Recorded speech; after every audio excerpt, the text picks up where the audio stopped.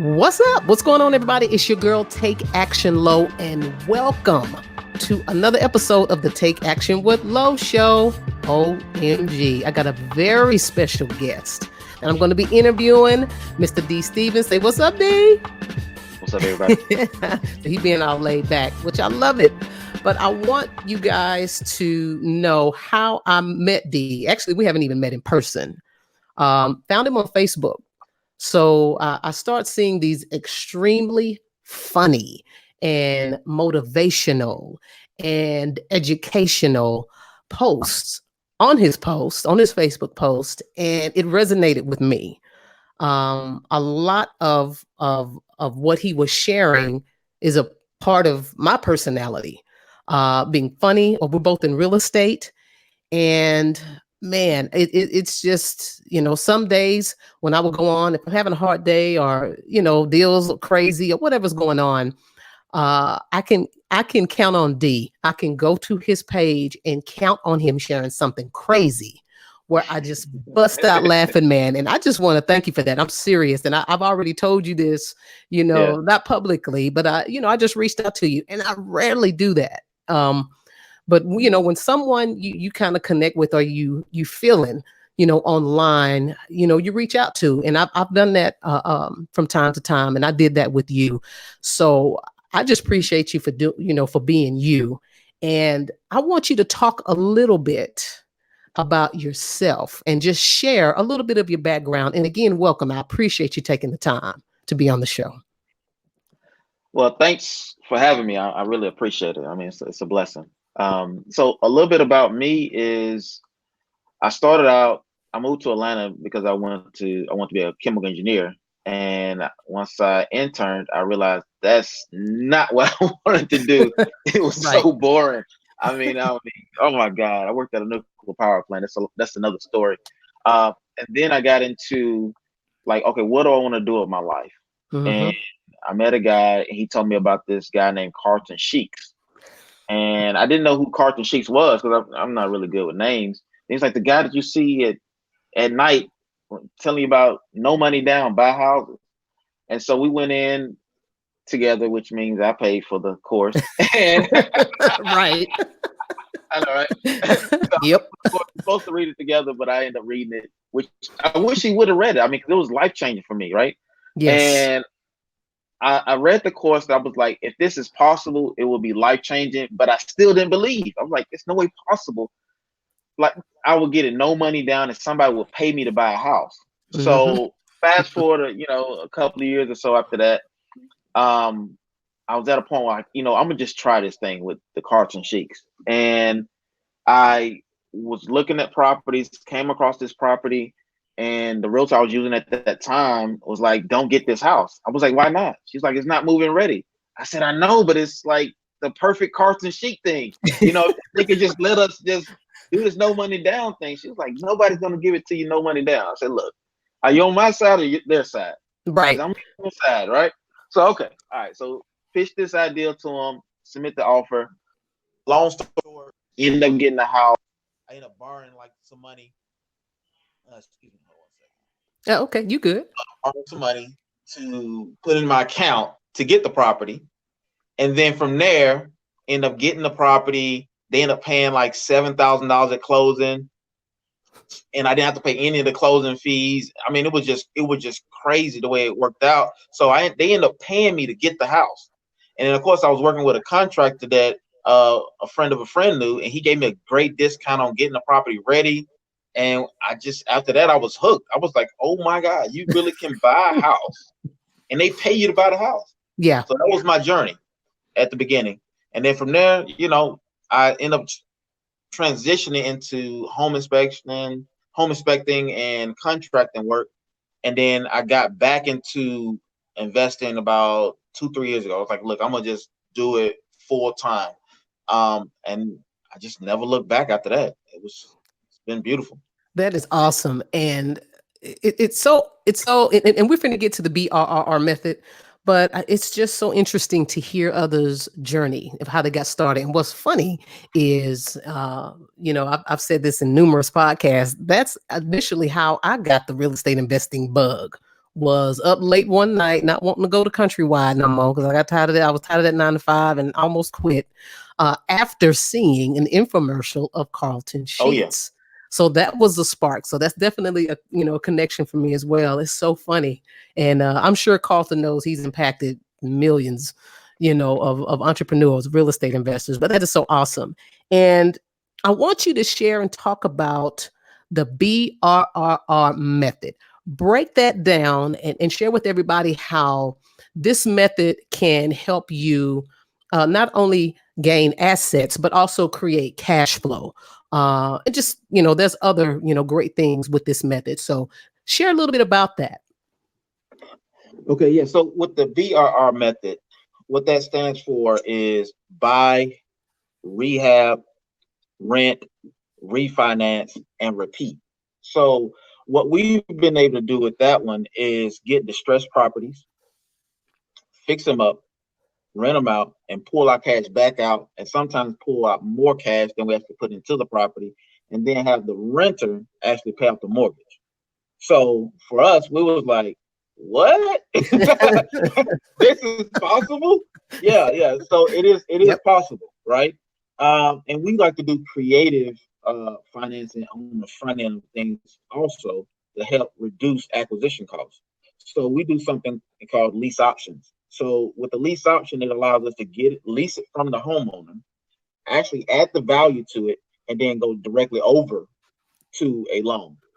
Or we like to do something called subject to existing financing, right? So with subject Yep. to existing financing, the deed transfers over to us. We generally put it in something called a land trust, but the deed transfers over to us. Then from there, we go ahead and get the homeowner, $2,000, $5,000, whatever we need to do. And if they're Right. behind on payments, like it's a pre-foreclosure deal, catch them up on payments. Now, this is the thing: the mortgage stays in place. We never remove the mortgage, so the mortgage stays in place. We go in, add value to the property, then refinance it and clear out that balance, and just do a payoff balance for the mortgage that was existing at previous before we got there. So those are just some of the ways we've done some BRRR strategies Yeah. to make some BRRR. cash flow. BRRR method. BRRR, right? BRRR. So, and it's good because at first, and the reason why we did the BRRRR strategy because we entered into, like, we're gonna go gun ho with real estate investing, is because we want to fix and flip.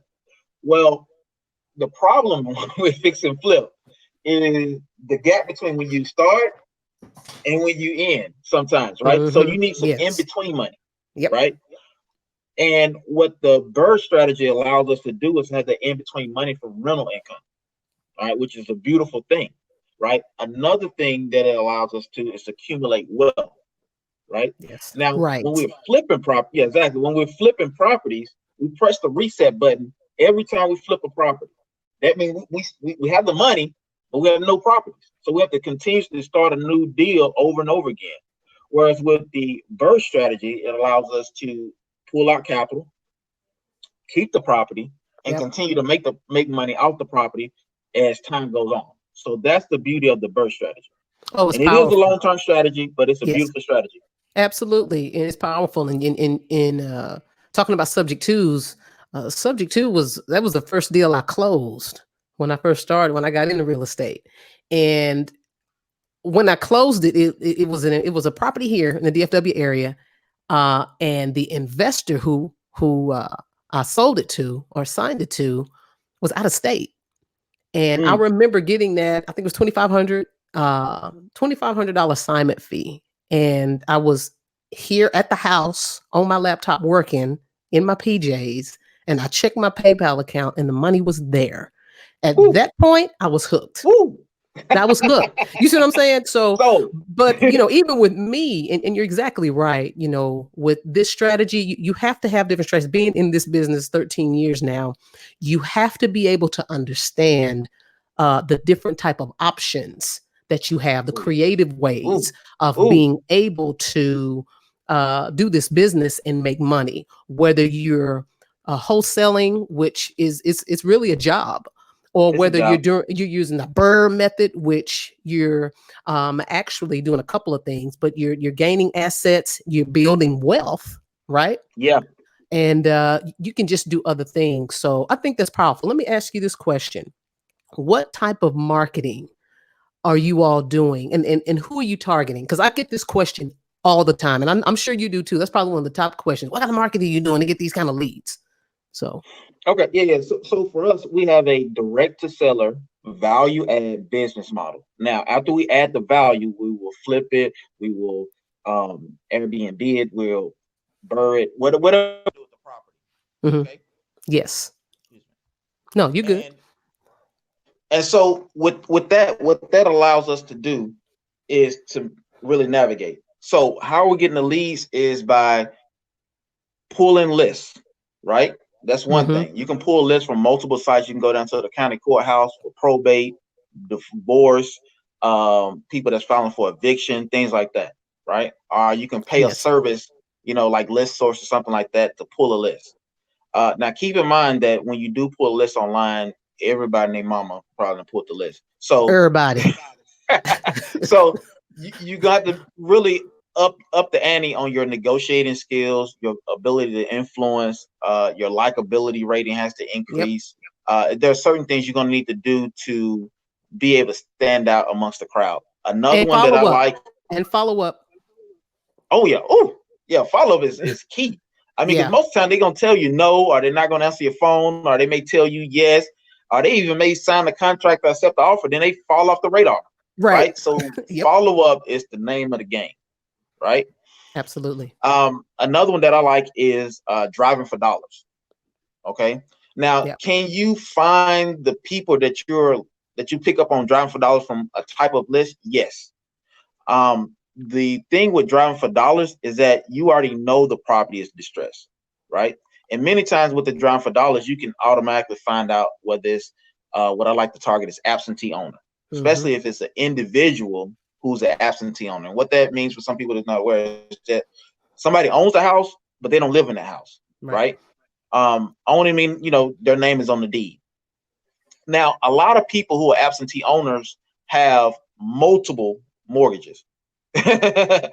That's And true. some Hmm. people are bleeding at both ends of the pole because they're trying to maintain their main home, plus they have this other house that they have to maintain. And even if it's free and clear, you still have taxes, you still have maintenance, you still have upkeep that you have to do with that particular property.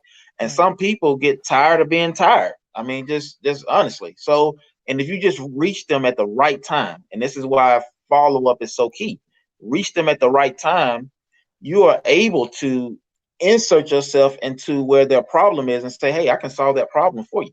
So Yep. driving for dollars, pulling lists, going to the courthouse, even newspapers, right, Yeah. are great ways to find these individuals. And then, of course, we do something called skip tracing to contact them. And then we reach out to them and let them know, hey, we're available. We're interested. Let us help. Absolutely. And good information. And skip tracing is extremely important because, like you said, if you're buying lists from other folks, that other investors can get, and you just going based off that. And I don't know about where you are, but I know here in the DFW area over the last probably 5 years, or more, direct mail, has gotten more and more and more expensive. And I think a Yeah. lot of that has to do with there's just more investors that are here. It's competitive. So you have to be able to, eliminate that fear. And that's one thing, from coaching and working with other people Hmm. and training them in this business. That's one of the top things that they are afraid to do is get on that phone and talk to folks. You have to talk to people. You got right. You got a cold call. You got to talk to them. You You got to text talk to at them. some point. You have to You because have that's to. going to help give you the edge.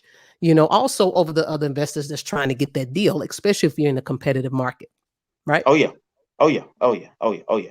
Awesome. Now, one of the things you can do if apprehensive about making cold calls, you can use text messaging. You can Yes. use ringless voicemails, and these things you can look up online to figure out what they are if you don't know what they are.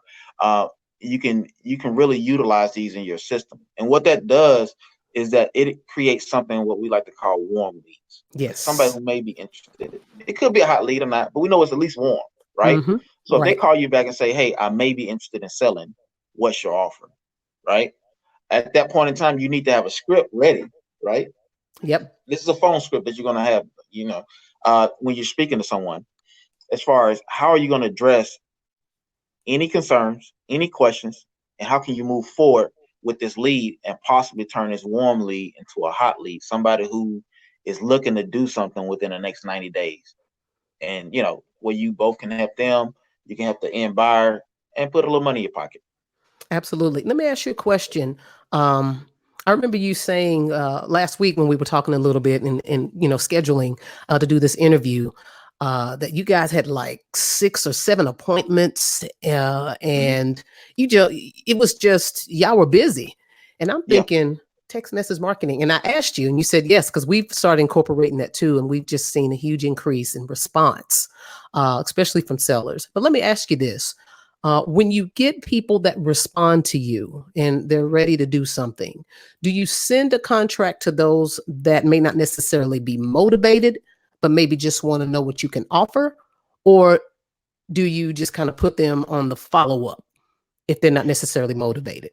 Well, if they're interested, if they show any interest, we send it on an offer. That's minimum. So we look at it 2 things, right? So you have offers and then you have the actual contract, right? Yes. So Yes. for us, we're gonna send you an offer regardless, right? Yep. Now with the contract, we prefer the individual being on the phone when we send it over, because most of the time, because what we do is something called virtual flipping, virtual wholesaling, Yep. virtual, BRRRR strategies, right? So that means Awesome. that the properties I'm getting are nowhere near where I live. Okay. Mm-hmm. So I have to do a lot of stuff electronically. Now I do have boots on the ground and all that kind of stuff, but a lot of stuff is done over the phone, over the computer. Okay. So when I send the contract, they are ready to sign. So that's generally the only time that, or they at least express interest in ready to being signed. Now, sometimes, they fall off the radar. Yeah. Yeah. That's Yeah. something normal. Don't Yep. get shaken up or scared. It's just something that happens sometimes. But try to make sure when you send it, you're on the phone with them so you can walk through, address any concerns, any objections immediately. So you don't want their mind to start, going off into space, especially when it's something simple or something that you can really just nip in the bud real quick, right? Yeah. Because you're there to help, and that's how you Yes. make your money. That's how you make your money. The better problem solver you are, the more money you gonna make, right?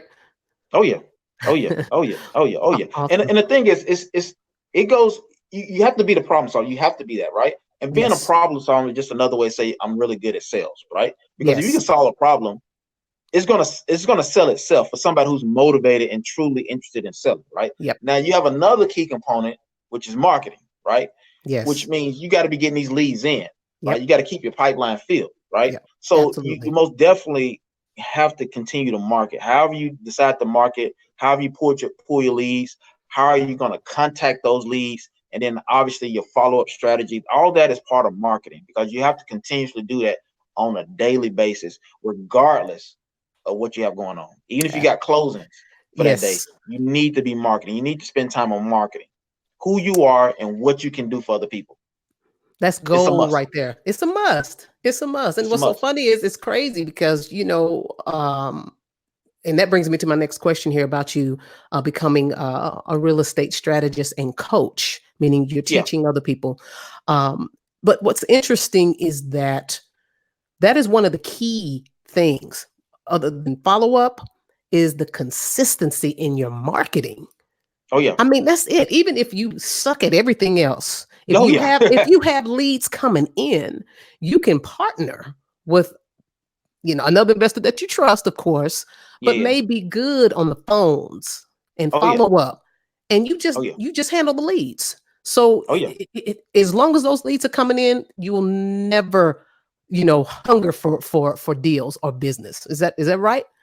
That's true. That's true. And the thing is, when you're able to keep your pipeline filled and you continuously marketing, even if you suck on the phone and you're by yourself, some people will just like you anyway. They know Yeah. you suck. You know you suck, but they, for whatever reason, they like you and they're like, "What the hell? Let's do it." You know what I mean? And you can get a deal, right? Now That's I right. do recommend finding people in different positions to help you, like acquisition of property, the lead Hmm. manager, disposition of property, the whole nine. You're gonna find people in different roles that can wear multiple hats. Some people that's gonna be great on the phone, are even better than you on the phone, and you want to kind of put those people that are really strong in certain areas in those positions. That way you all can eat, everybody's winning, and we don't have to be worried about, okay, how we're gonna keep the lights on, or Mm-hmm. how we're gonna pay this mortgage, or Yes. just basic necessities, so you can live in abundance Yes. by building a team and scaling and just spreading out the Absolutely. work and delegating. Yes. Good stuff. Um, Question: what keeps you motivated? What keeps you motivated? What's one thing that I keeps used you to say, motivated? yeah, I used to say it was the money. Then you get the money, and it's not what you thought it was gonna be. Like, I mean, it solves like the needs that you have right then and there. Then at some point, you end up having more than you actually need, and Yeah. you can kind of go and get whatever you want, and it's really not about the money. So for me, what motivates me every day, post funny memes or drop nuggets or whatever it is just other people. People just Yes. let me know it blessed them. I had a couple of people text me yesterday. One guy said he got 2 deals just off of what I posted online.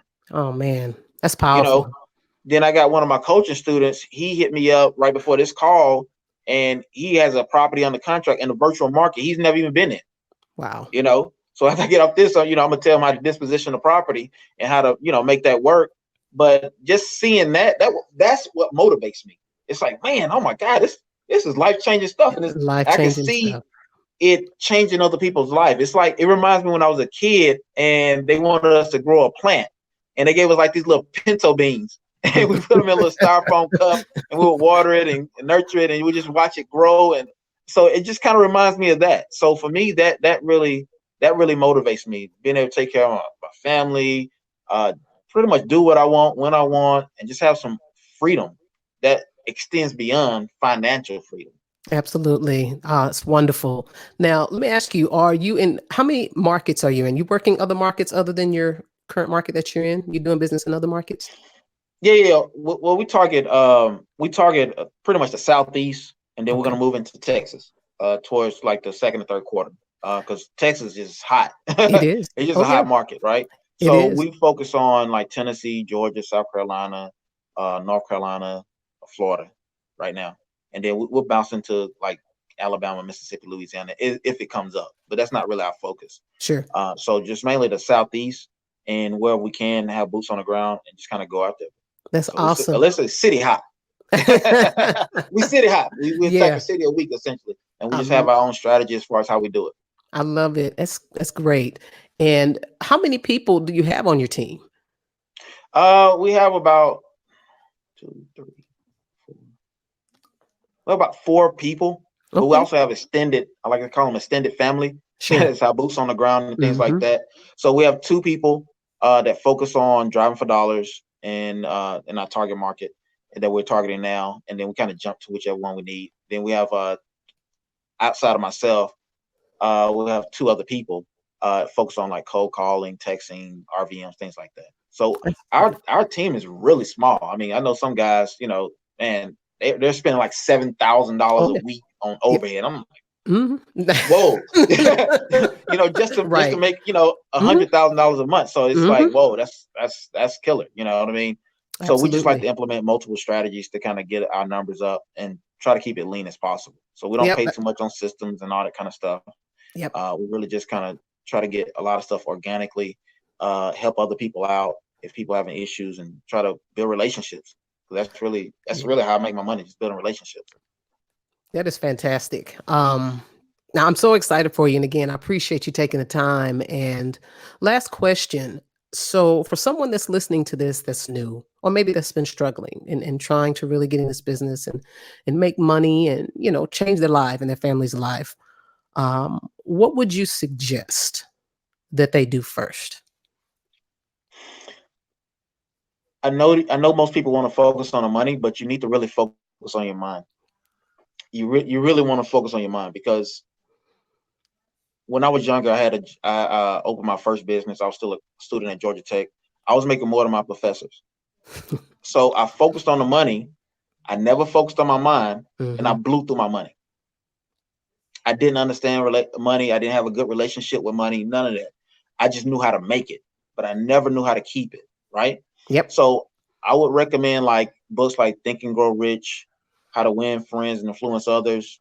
Also books like Traction, That's a books good on one. 4 disciplines of execution, Principles by Ray Dalio.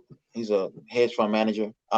So books like that that's really going to exercise your mind and give you principles Yes. and really implant a philosophy inside your mind as far as money, people, relationships, things like that. So I would really just take the time. And if you don't like reading, you can get Audible.